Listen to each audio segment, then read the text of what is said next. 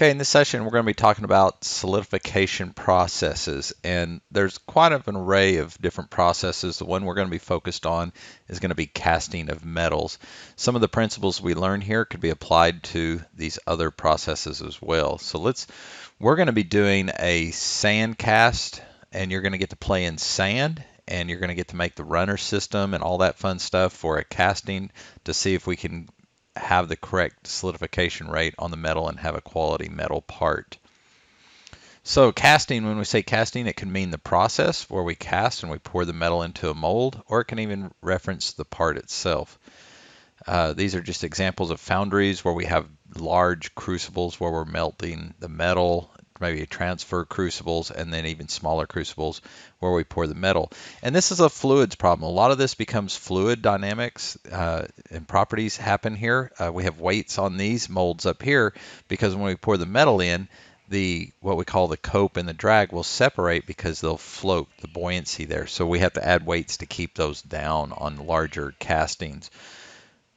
Now, when we talk about casting, we can look at it in terms of, do we get the final part or do we have to do some machining? So we have net shape and near net shape in terms of words that are associated to casting. So I would know those two words. The other thing we have is, and we're going to spend a little time on this, are some of the terms with the mold. Now, you guys are not going to do an open mold for your casting design. We're going to do a closed mold in such that we're going to have two parts of a mold. We're going to have a drag. So the drag is the bottom half of the mold here. So think of if you were at the bottom of the pile, that would be a drag. If you were at the top of the pile, you could cope with it. So this top portion is going to be the cope. We're going to have a box that we're going to have, and this orange piece that's running around here is representing of a flask, and that's going to be our wood boxes that we're going to have. We're going to put sand inside there. We're going to have a parting line that's developed where the cope and the drag come together. What we're going to have to do is design a pouring basin, a sprue. The sprue is where the metal comes down into the runner system. That is going to have maybe a riser somewhere. There's several different ways we can put our risers on there. We're going to talk about what risers are here in a little bit, and sprues and runners. And then we're going to have our cavity that makes the part itself, the hole that the metal is going to fill. Now this one has a core pin in it. We're not going to do a core pin on ours. So we're doing a closed mold type process. Patterns, there's some things that we want to kind of think about. You guys are going to be issued a part that is going to be used as a pattern. We're not going to actually have what we call a match plate. A match plate would be this plate right here, which we would attach the pattern to, and then it could make both sides, the cope and the drag out of that. You guys are going to basically be free designing your runner systems and everything without everything automatically done. So this is going to be kind of a neat little fun lab in doing that. It's just going to be a one-sided. The drag is going to be solid sand, and the cope is going to have the cavity for the part and your runner and riser systems in it. So one of the things we have to think about is shrinkage. The pattern typically is going to be made to a certain size. So if we wanted something to be 1 inch, for example, the pattern is probably going to have to be larger than 1 inch because the material is going to shrink down, and we'll talk more about that here in a little bit. So this just goes into cores. If we had hollow sections that we could keep those, we really don't need to worry about that for this lab. But if we had a core in a part, a lot of times they would color the pattern as red and then the core's prints being black, where we would put a core, sand core that was made with this piece inside of the cavity, and it would let us have a void inside the casting part. So here we can actually see cores that are extending, and this is going to be the half cross section in the drag here where we can see the actual casting wall, and it's going to be hollow inside. Now, a lot of times these cores are designed to crush as the metal cools. They're not solid. They'll actually collapse down as the metal cools, and so that's important so we don't get what we call a hot tear in casting design. So let's talk some basic physics here and understand what's going on. This will help you design your system. Velocity of something. If I drop something from 475 feet versus 30 feet, which one's going to go faster? Of course, this is going to be a lot faster, okay? If I pour a liquid stream here, from here to here, which stream is going to be faster? Definitely this one's going to be faster. So what are we saying here? We want to pour the metal minimizing the height So we're going to try and deal with that. The other thing we need to recognize is how do liquids streams develop as we pour something out of something. So think about when you turn the tap water on, for example. What does the stream look like out of the tap water? Does it look like the same stream from beginning to end? Does it get wider or does it narrow down? And it's going to narrow down. So it's going to draw down to a smaller diameter because it's gaining speed. So with that kind of concept, we're going to have a basin that we're going to pour our metal in. And when the metal goes down, it is going to taper and thin down. And so if we had a straight sprue where the metal is going to pour down into our runner systems, we can aspirate and cause air to get in there. So typically we like to see a tapered sprue. Now you guys are going to have a fairly short cope that you're going to put your sprue in, and you're only dealing with a small travel, and we're going to have a small diameter, and that's not going to be that big of an issue. This becomes an issue in larger copes and sprue designs that we're going to have. We will have some tapered sprue cutters. You can deal with that if you want to and try that, but the straight one probably will be just fine. So when we pour into the mold, and here's the transfer ladle and the metal is going to come out, we would like to see our pouring basin, if we can, off to the side where we can lower that pouring distance, because if I had to put this in the middle and try and pour in the middle, this is going to raise that height. So we like to pour in that basin, keeping it down in there. The other thing is when we design this system of pouring the metal into that basin, we're going to have that sprue we talked about. We're going to have a runner system. We're going to talk about this here in a little bit. And then the runner system is connected to the cavity or the casting via gates. And that's going to limit our flow going into this material. And a lot of times we will have what we call runner wells that are extensions. So the first metal that comes in comes all the way down here instead of going into the casting first, and then we let the good metal go in. So sometimes we have an extension on the from the runners into the casting to keep that first metal out of there. Some of the oxides, maybe sand that gets brought up and washed down there, gets held up down there, and we can deal with that at a later process. So we're going to, this is a short, quick course just on design and solidification, just enough to get us going into where we need to be. If we were doing a full-on design class, we would want to look at Bernoulli's equation. These are fluid equations, and so at least we're going to touch a little bit on this. We're dealing with a lot of the same things in terms of pressures and gravity and all this fun stuff, and we can do a shorter version of this equation where we can figure out the velocity as this equation here of gravity and height. We can look at how we pour, and we can actually calculate the velocity of the fluid coming down here at this point. And another concept is law of mass continuity. If we have a reduction from a large area to a smaller area and we maintain the flow, we're going to see the velocity speed up. Now we got to worry about those things as we pour in. Are we going to have slower, faster velocity, and are we going to have smooth transitions? What we like to see is a laminar flow in our castings and not turbulent flow. So we're going to try and pour and have a small flow rate, and it's just going to be a nice continual metal flow rate going into our cavity, and then we can build up. So you could have the riser on top of a cavity if you had enough room in the flask box to do that. A typical runner system is going to have where you pour the metal in. It's going to go down your sprue again.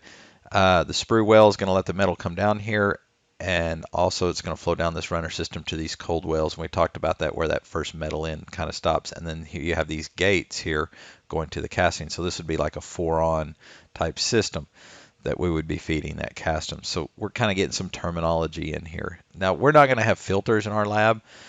Sometimes in industry, and I do a lot of metal casting, we'll put a fiberglass type mesh in there, and that keeps anything that maybe was in the metal.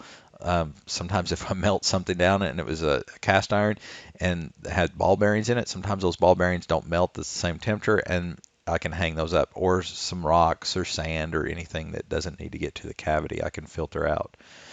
When we do our pouring basin and we have our sprue coming down, and we don't want the flow going in too fast, we could kind of choke it down sometimes, and maybe we would tape our runner system such that the flow rate here is going to match the flow rate there. That's multiple casting. So there's a lot of cool things that we would do in casting design.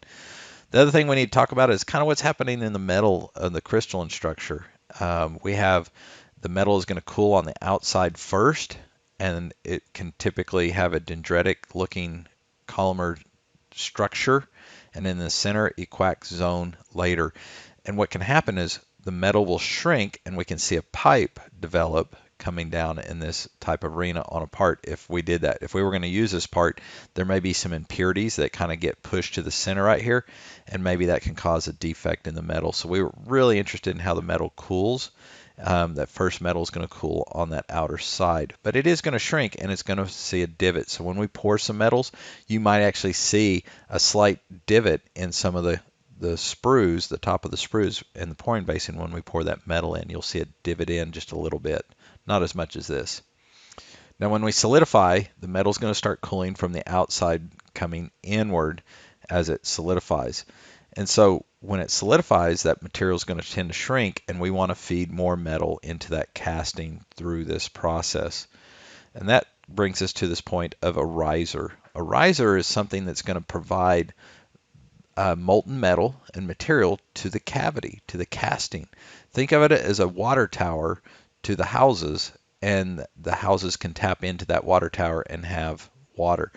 So in this riser, I have a side riser to a casting shown here, and we also have a top riser. You're probably not going to be able to do a top riser, but you're going to be able to do some form of a side riser coming off your runner system, a riser hooked to a gate getting into your cavity.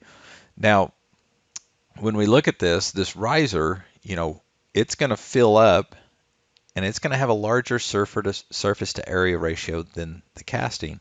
And what's going to happen is as casting cools down, it's going to pull material from the riser. Now we always have to remove the risers, and I just put this picture in here because in industry sometimes we even put notches on there so that we can just actually snap these off and don't have to cut them. But typically we're going to have to cut that off, and then we're going to have to grind that. So typically where the gates are going to be hooking to your runner system or risers, you're going to have to cut that off, and that's a grinding type operation. So looking at this rule, we have a rule basically that we have, Chauvinet's rule, where we come in and look at the solidification rate and time of the riser versus the casting. And what we want is the casting to be, if they're going to be equal times, we want to multiply that times 1.25 so that this is going to be equal. Basically, the casting is going to freeze off first before the riser. And so we would have to figure out the volume and area ratio. So you guys are going to be able to measure the size of your casting, calculate the volume and the area, and then you can kind of figure out how big of a riser do I need to make to supply metal to this casting. Now, if we don't have high quality castings, there may be some issues we have, and probably the biggest issue that you guys are going to see in this is in the form of porosity.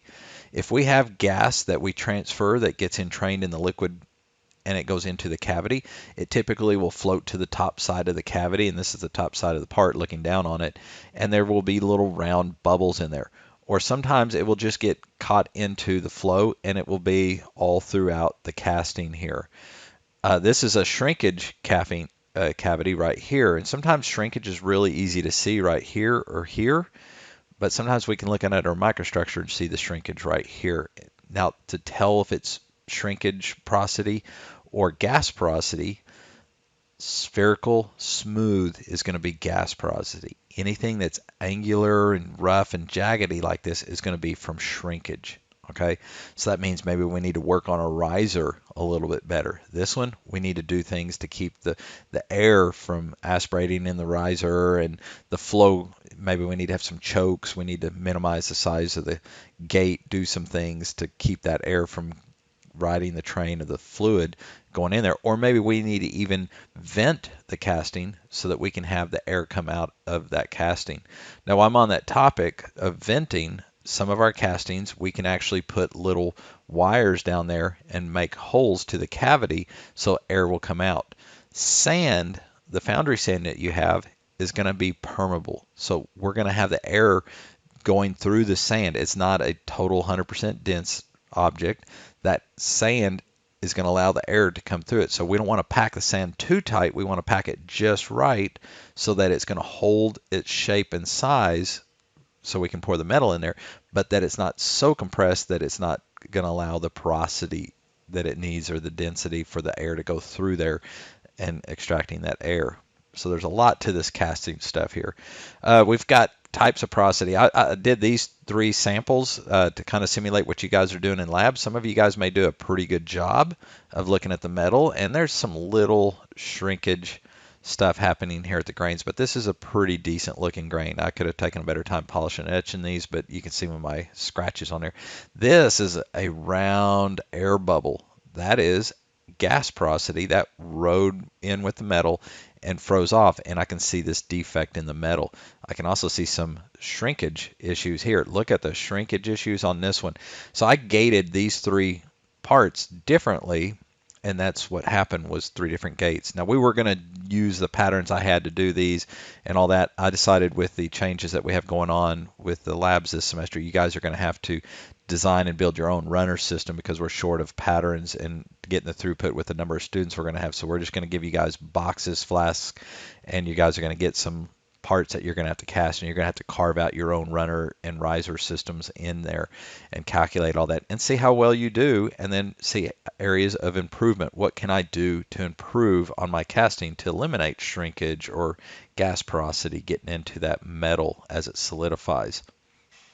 Now, another part of the lab that we're going to be looking at is shrink factor. Anytime normally we heat or cool something, it will change length relative to the coefficient of thermal expansion, which we've talked about in a previous lab. But what happens is each metal is going to have a different coefficient of thermal expansion, and it's going to have different shrink rates.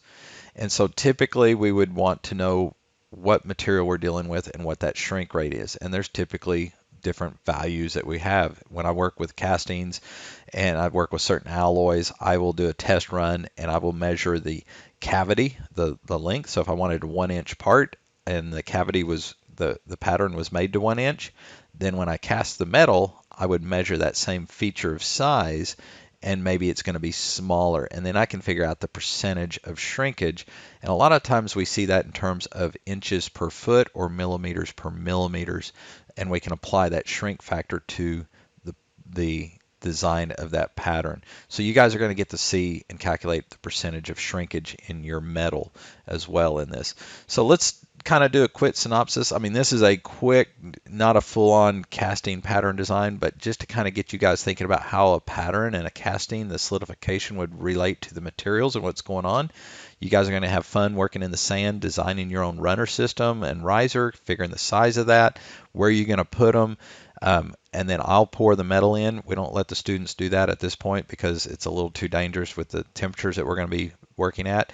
You're going to have to work with the constraint of how much material you're going to have in the crucible. So you're going to be limited to that. And then we're going to look at your pattern for shrinkage and areas that we can improve on.